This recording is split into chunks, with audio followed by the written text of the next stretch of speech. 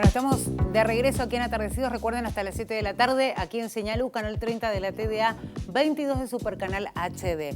Vamos a hablar con Belén Paz, que es integrante del equipo técnico que ha desarrollado un informe anual del Observatorio Laboral.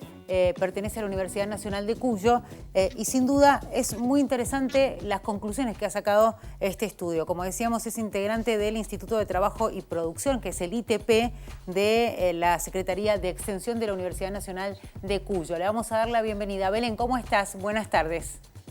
¿Qué tal? Buenas tardes, Claudia. Bueno, queríamos conocer un poquito de cómo se ha hecho el trabajo, cuál fue la metodología que utilizaron para poder ponerlo en práctica y sobre todo, cuáles fueron los resultados más relevantes de este análisis que han hecho. El Observatorio Laboral es un espacio de investigación, debate y transferencia en torno a la construcción y análisis de información sobre el trabajo en Mendoza, que busca aportar a la toma de decisiones sobre las políticas en esta materia. Sí. El observatorio, digamos, trabaja dentro del Instituto de Trabajo y Producción.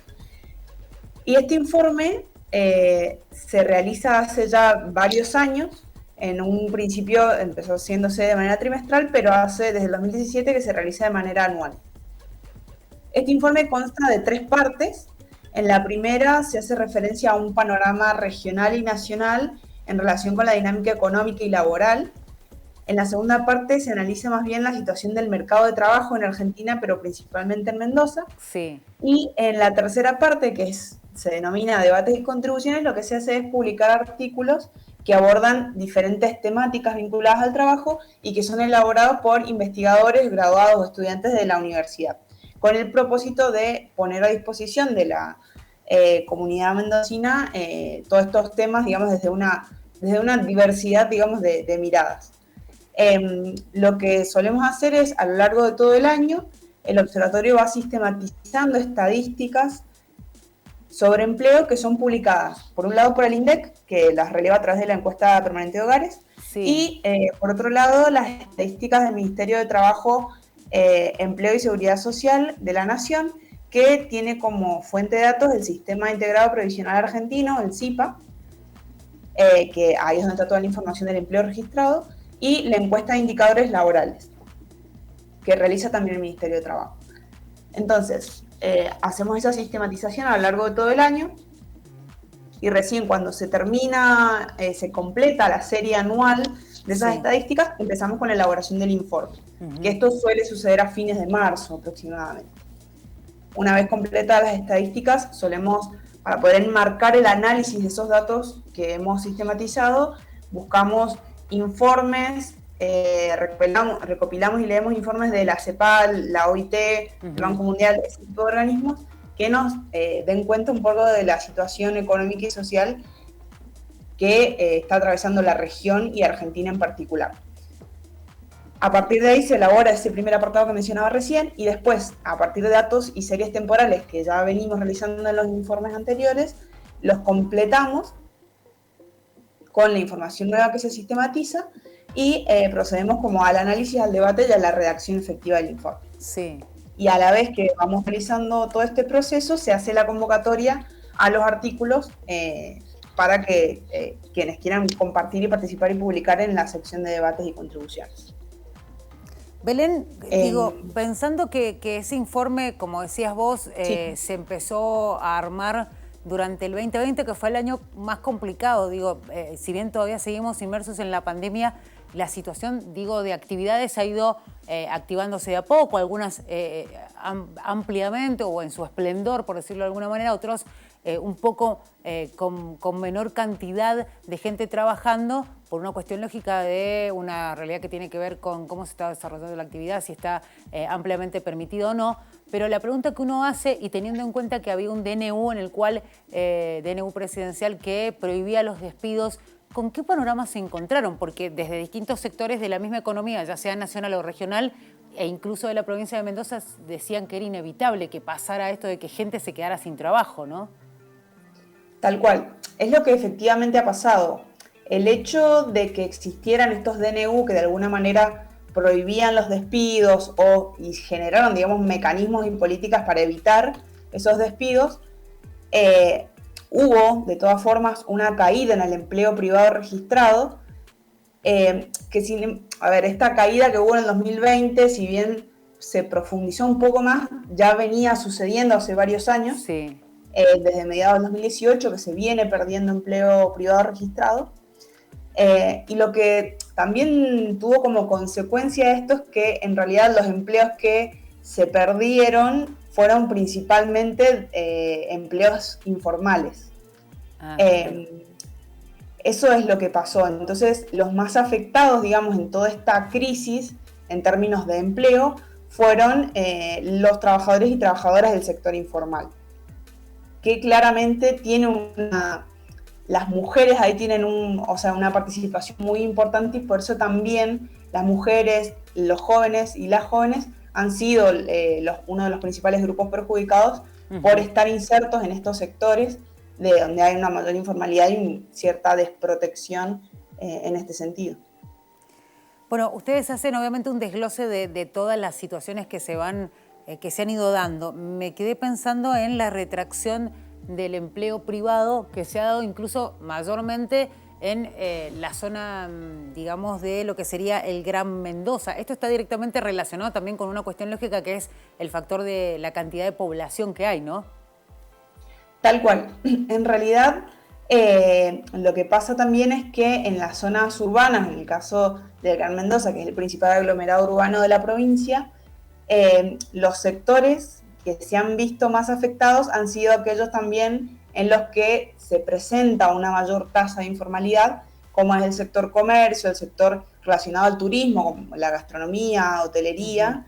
Entonces, eso también ha contribuido a la pérdida de empleo y a que el sector informal los trabajadores y trabajadoras del sector informal sean los más perjudicados. Y porque son actividades que se llevan a cabo en las zonas urbanas. La pregunta ahora es cómo, ustedes, el análisis es importante porque sin duda, de alguna manera, el objetivo que tiene es motorizar a partir de las conclusiones, por ahí las políticas públicas que se puedan llevar adelante. Si uno escucha voces, siempre se dice, bueno, que el Estado nos tiene que dar, desde el sector privado, ¿qué dicen? El Estado nos tiene que dar las garantías para poder fomentar el desarrollo y así generar el empleo. Pero el gobierno también dice, es necesario que el sector privado genere nuevas fuentes de trabajo. ¿Cómo se puede lograr el equilibrio? Porque desde los dos lugares están haciendo el mismo reclamo, que tiene que ver con la generación de empleo. Tal cual. Yo ahí particularmente creo que está claro que el Estado tiene un rol fundamental a la hora de generar políticas para promover la creación de nuevos empleos.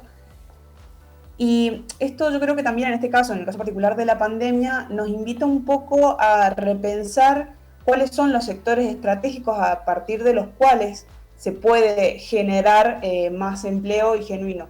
En este sentido podemos pensar también en, que de hecho la CEPAL lo plantea, ¿por qué no pensar en los sectores que pertenecen a lo que se conoce como la economía del cuidado para incentivar la economía? Estos sectores que son sectores también altamente feminizados, pero que tienen un claro impacto en la dinámica económica, digamos. Si se generan mayores empleos en estos sectores, se generan mayores ingresos que van a estar destinados al mayor niveles de consumo y por lo tanto se va a generar una dinámica. Porque lo que sucede y que se planteaba en este documento que leía es que muchas veces se piensa en sectores tradicionales como la construcción o la industria como principales ejes para motorizar, ¿no?, la economía, tal cual, pero va aumentando las brechas de desigualdad e implica un cierto retraso en la recuperación económica, que es lo que ha pasado igual también a lo largo del 2020. Los principales empleos que se perdieron en el segundo trimestre, sobre todo, que es cuando estuvieron las medidas de aislamiento más fuertes, fueron los empleos informales. Claro. Que las mujeres tienen una importante participación en esos sectores. Y luego, a partir del tercer trimestre, que se empieza a presentar esta recuperación de los niveles de empleo, también se da de la mano de esos sectores informales, de los empleos informales. De hecho, eso se ve en las tasas de asalarización, es decir, uno ve que la cantidad de asalariados es menor, o sea, ha caído, Sí. pero la informalidad laboral o el empleo se ha recuperado. Claro, O sea, es el que se recuperado mueve más rápido, digamos. tal cual. Entonces, por ahí, darle un poco más de atención a eso y pensar en nuevos sectores estratégicos creo que puede llegar a ser una salida, que claramente igual no es tan sencillo como parece. Serán los grandes desafíos. Cuando hablamos siempre del tema del empleo, digo, Argentina tiene como una deuda pendiente. La pandemia creo que hizo mucho más visible eso. Se viene hablando de la informalidad desde hace mucho tiempo, pero creo que la pandemia lo puso en el centro de la escena e incluso tal vez a los números que tal vez pensaban el gobierno, los distintos sectores e incluso hasta los organismos sociales, de pronto se encontraron con una sorpresa que fue mucho más superior, ¿no? El tema de la gente que trabaja en negro, que está precarizada y bueno, por ahí vienen los grandes desafíos y sin duda este documento hace su aporte que es muy valioso. Si queremos ver el informe, ¿dónde lo podemos encontrar? ¿Hay un lugar donde se puede ver al menos la conclusión, los datos o el informe completo? Sí, está publicado ahora actualmente dentro del espacio de los institutos multidisciplinarios de la universidad, dentro del ITP, ahí van a poder encontrarlo y si no ya muy brevemente lo vamos a tener subido en el micrositio que es dentro de la biblioteca digital de la universidad. Hay un micrositio que es del Observatorio Laboral, que ahí están todos los informes anteriores y ahí a la brevedad estaremos cargando este último que bueno, está ahí en el proceso. Pero si no, en la página de la universidad, dentro de lo que serían los institutos multidisciplinarios, entran al ITP y ahí está el último informe cargado. Bueno, Belén, muchísimas gracias por estos minutos con nosotros y además nos despertás esa curiosidad de querer ir a conocer un poco más de los detalles del informe, así es que realmente muy valiosos estos minutos con vos, así es que será hasta cualquier momento. Muchas gracias. Gracias a vos, hasta luego. Hasta luego. Ahí veíamos a Belén Paz, integrante del equipo técnico del Instituto Multidisciplinario de Trabajo y Producción de la Secretaría de Extensión de la Universidad Nacional de Cuyo, dando detalles de este análisis que han hecho. Se lo puede encontrar entonces justamente en el sitio de la universidad. Después va a poder encontrarse en otros lugares más, siempre virtuales, para tener los detalles de esto que sin duda es una muestra de lo que sucede con el empleo en la provincia de Mendoza. Vamos a ir a una pausa, enseguida volvemos, tenemos de todo para seguir compartiendo con ustedes, así es que mate de por medio, lo que sea que tengan a mano, disfrútenlo viendo Atardecidos. Ya volvemos.